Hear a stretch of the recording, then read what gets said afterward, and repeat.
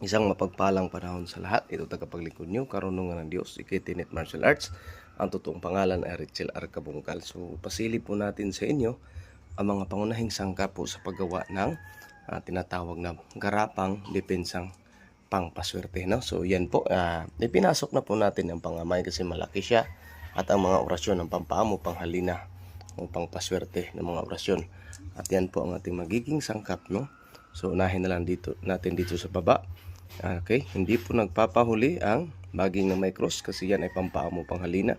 Gumamilasilis na baging, libo na bagakay, and of course, ang tinatawag na mangagaw.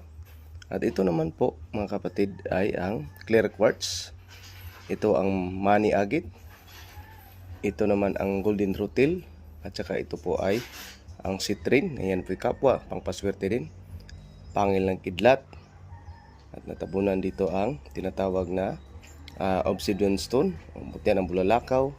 At ito naman mutya ng suso, balisong dagat, mutya ng taklubo, mutya ng litob, rainbow liklay, at bina, cemented rock na bina.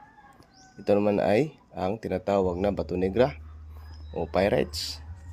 And of course, ang puyas, Shiba beads, bahay, gumamilasilis, at saka ang tinatawag na